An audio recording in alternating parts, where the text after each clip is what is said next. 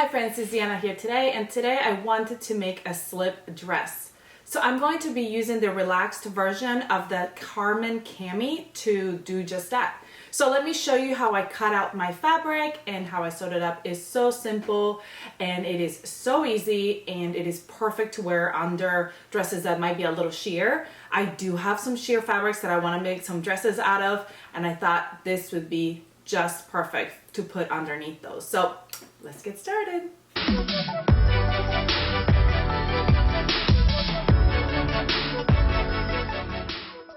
Alright, so this is the Carmen Cami, and I'm going to be using the relaxed fit. I want it to be kind of relaxed as it fits throughout the body, so I don't want to do the fitted. So that's what I've got here. This is my size medium is what I wear on, usually wear on Ellie and Mac patterns.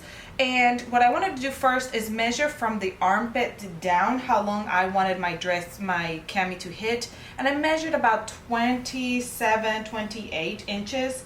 And then I wanted to add like a half an inch to an inch for hemming.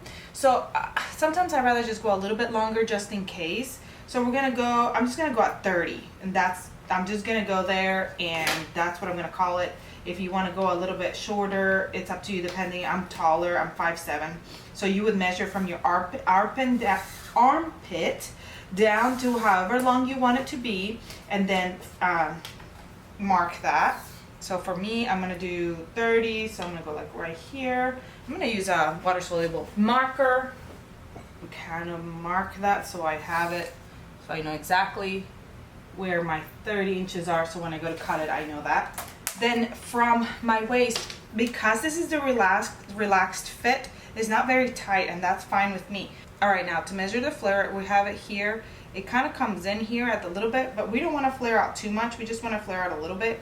So here, where see how it starts going straight, I'm gonna kind of lay it there and just kind of lay my tape so it just kind of comes out just a little bit. I don't want it to go out too much. Okay, and then I'm going to do the same thing on the other side. So if I measure straight down from, if I keep the curve straight and I go down, okay, and I measure out, I'm going out about 2 inches. So I'm going out about 2 inches from the waistline here. So again, what we can do is we can go down and then whoop, measure about 2 inches. And then go from here down to my 2 inches. There we go. So we've got that marked, and then we're going to mark across, and then I can go ahead and cut that as my front bodice, and then I'm going to do the same thing for my back bodice. So I'll have 2 of the same shape, and then cut the straps and everything else that goes with the pattern.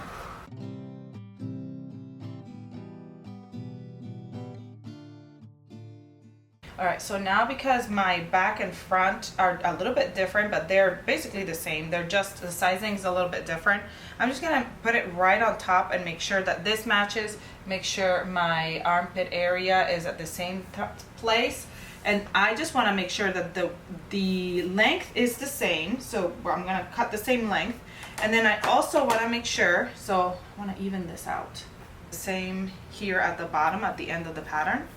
Okay, you see how it's just a little bit different, but I'm going to keep it the same. So I'm going to go up and match up to the back. So don't worry about the top anymore, because you want to make the actual same size as the back. Make sure that the bottom is the same. Everything else is the same. So now the bottom, the length and everything should be the same as your front. Or you can measure it out if you wanted to. So I got my front and my back, now I just have to cut my straps.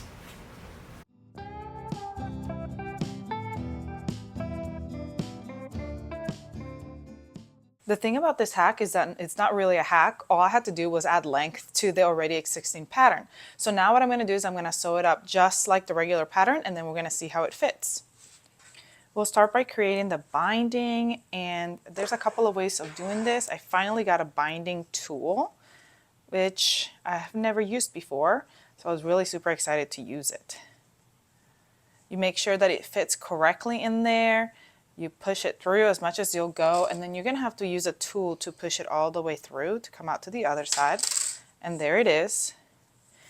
And as you pull it, you steam it to create that binding.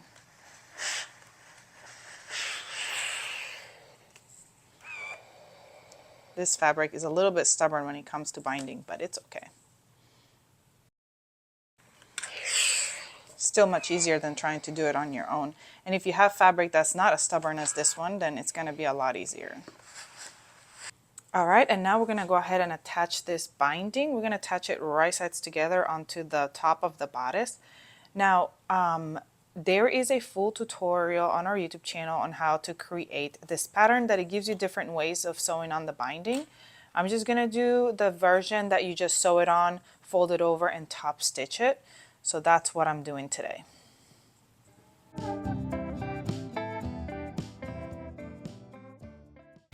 All right, so now once we're done, we fold that seam up and fold that other piece right on top like so, or we can just go ahead and fold it if we didn't bind it and then trim that off. But since we made the crease here, I'm just gonna fold that up and fold this over and go top stitch on my cover stitch to create the binding here at the neckline.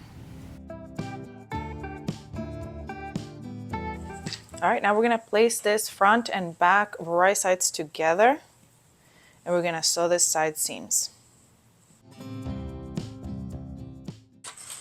I got this lining fabric. This is like a slip-like fabric from Boho Fabrics. I know I get a lot of questions about where I get my fabrics, so I wanted to mention that before I forget.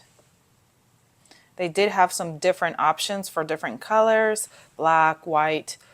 This is like a pink color, but they also had red. I have a red one that I was gonna use for something else. So they do have different options. And it's very thin and light.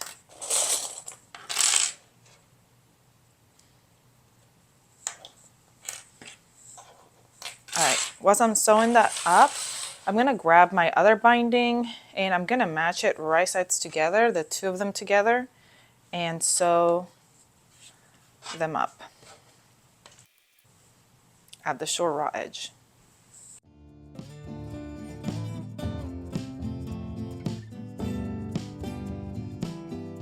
I use my binding tool again to create the binding for the rest for the back. Make sure I'm doing it the right way on the right side up.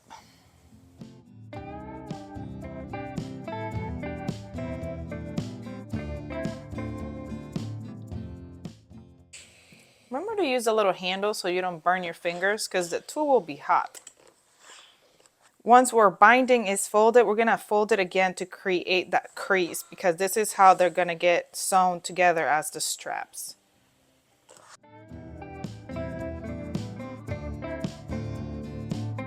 Now we're going to grab the back and we're going to find the half, matching those two sides together,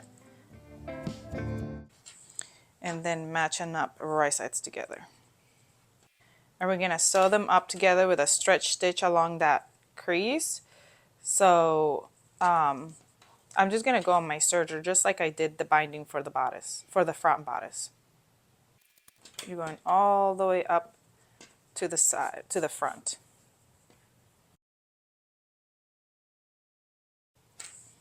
All right, let's go sew it up. All right, now what we're going to do is we're going to fold that over just like we did on neckline. So fold it over the seam and top stitch. When we get over here to the end of the strap, we're just going to continue all the way around.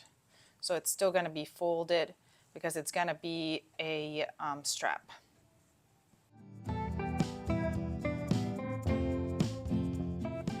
I'm going to do this on my cover stitch, the top stitching, but if you do not have a cover stitch, you don't have to worry.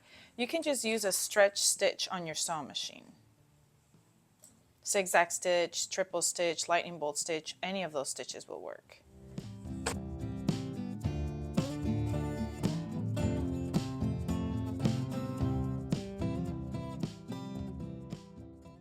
All right, so my slip dress is basically done. So the next thing I did was to try it on and figure out how, what the length is that I want for my straps and pin them. So then I'm gonna just go ahead and sew them on with a stitch on my sewing machine and grab the other one, do the same thing. Make sure that you're sewing them on the right spot. So what I'm going to do is I'm just pinning them on here so I can keep track of where I wanted them, the length to be. And then I'm going to find my back. So here's my back. And you want to make sure that they're evenly spaced, which mine are. So if you want them more closer to the center, or if you want to crisscross them, you can do that as well. It's all up to you.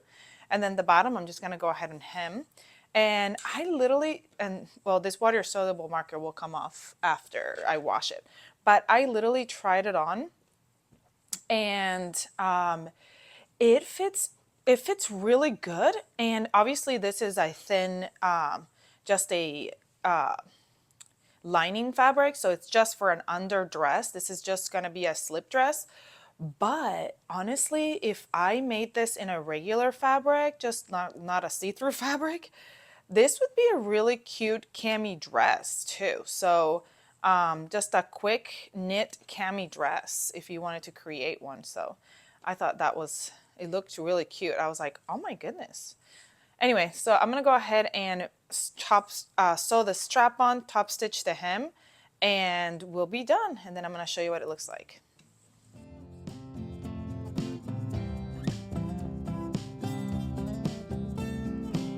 All right, we are done with this cami slip dress, and I wanted to show it to you, but in a modest way, because it is very see-through, because it is just an underdress.